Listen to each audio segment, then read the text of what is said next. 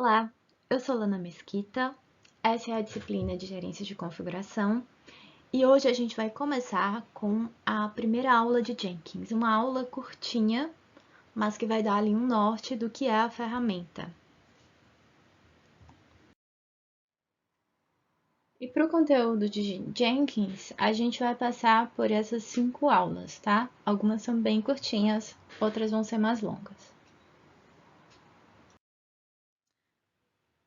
Bom, e o Jenkins, gente, é uma ferramenta que a gente poderia resumir em uma palavra que seria automação, tá? Ela é uma ferramenta de código aberto, esse aqui é o site oficial dela. Um ponto importante do Jenkins é que ele trabalha com os plugins. Fica até difícil a gente limitar quais são as suas funcionalidades quando a gente possui tantas opções dentro dele. Então, você pode agregar plugins para apoiar a construção, implantação, automação de qualquer projeto. Então, novamente, o ponto automação aqui ele vem muito forte, né? E como vocês vão ver na parte prática também, a gente consegue fazer muitas coisas, tá? Utilizando o Jenkins. Uma coisa muito interessante do Jenkins é a história dele.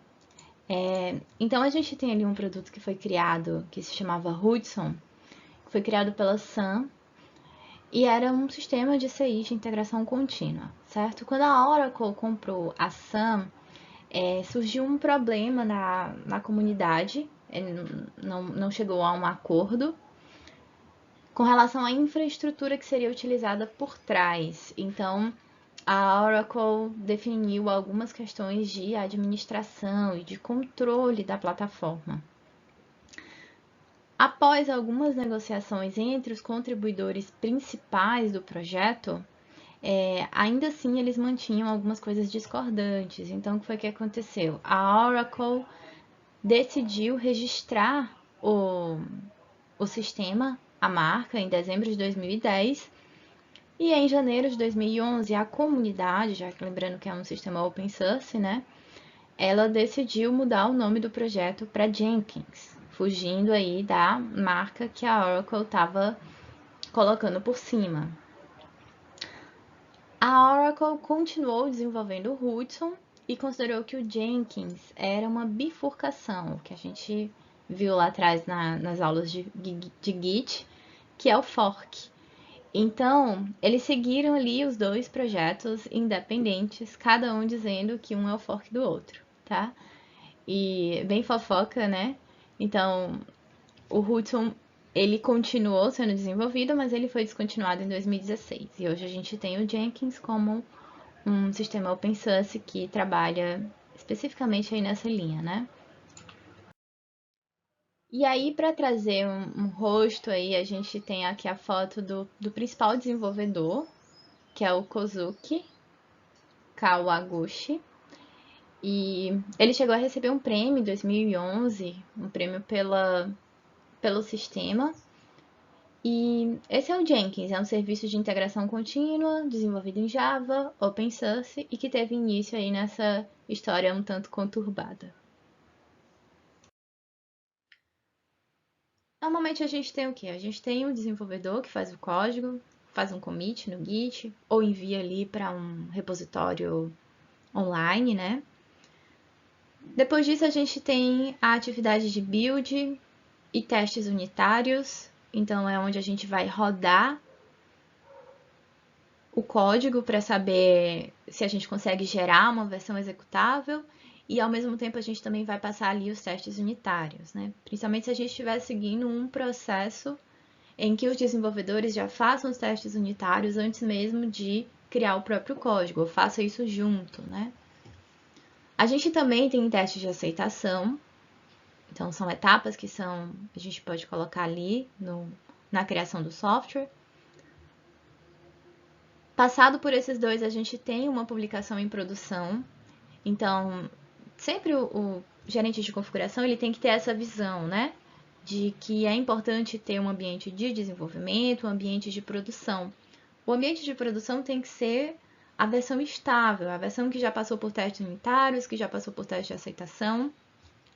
e agora ela foi publicada em produção, tá? E por fim, a gente também tem ali um aviso ao usuário, notificação que normalmente é carregada com as últimas atualizações. A gente consegue visualizar isso muito bem no Google Play. A gente vê ali quais foram as últimas atualizações e por que que a gente tem que atualizar, né? Quando a gente coloca o Jenkins, o que que acontece? A pessoa, o desenvolvedor, continua construindo o código ali, fazendo commit, mas todas as outras atividades, essas outras atividades, elas podem ser automatizadas pelo Jenkins, certo? Isso não significa que a gente vai perder esses perfis aqui, tá? Ou a gente vai perder essas etapas aqui, tudo vai ser robotizado, né? Não significa isso. Significa que a gente vai ter, a partir de agora, esses testes acontecendo dentro do fluxo do próprio Jenkins. Isso facilita bastante, porque a gente consegue gerar notificações específicas. Então, posso criar um conjunto de testes unitários e o resultado vai aparecer numa tela que está ali disposta na sala da equipe de desenvolvimento, né? Ou eu posso gerar ali uma notificação de e-mail, tá? Eu posso, inclusive, gerar já uma issue de correção para caso os testes unitários falhem em algum sistema de gerenciamento de issues, de tarefas, tá? E tudo isso a gente pode agregar junto ao Jenkins. Então, ele automatiza, mas ele não tira nem as etapas, nem o perfil, nem necessariamente ali o custo. É interessante porque a gente padroniza, né? Fazendo esse fluxo aqui, eu sei que em cada versão eu vou passar aqui pelo mesmo ciclo. Isso garante com que eu tenha uma padronização das minhas atividades. O Jenkins ele possui mais de 1000 plugins para builds e testes de vários tipos de linguagem, tá? Como Java, Ruby, .NET, JS. Como a gente falou, isso aqui é o que torna ele bastante flexível, tá? A gente pode utilizar o Jenkins para várias tarefas que podem ser automatizadas. Então, a gente tem deploys em servidores, builds, que a gente fala em português buildar, né? Vamos buildar aqui o projeto. Executar testes automatizados, esse é um ponto muito importante. Deploys em aplicações SaaS, Software as a Service. Índices de qualidade, então a gente pode colocar ferramentas que vão contabilizar ali a qualidade do sistema, do software que está sendo desenvolvido. Então, podemos eliminar as ferramentas de gestão de testes de software com o controle do Jenkins. Ele consegue agregar e automatizar esses resultados em um local só. Vamos trazer um pouquinho mais para a prática. O que a gente consegue fazer com o Jenkins, certo? A gente consegue compilar um binário. Então, se a gente tem ali um script de compilação, a gente pode rodar nele diretamente, tá?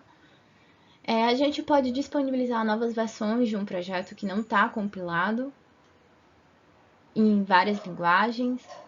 A gente pode executar e acompanhar uma bateria de testes usando, por exemplo, JUnit ou Google Tests.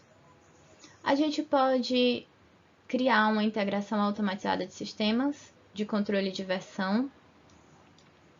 Então, em vez de a gente fazer algumas coisas manuais, a gente vai realizar ali de forma automatizada. A gente pode criar alertas de build em ferramentas de comunicação como Slack, Discord ou por e-mail. Então, deu certo, não deu certo, qual vai ser a mensagem que vai aparecer. E a gente também pode copiar pacotes e projetos para servidores locais e remotos.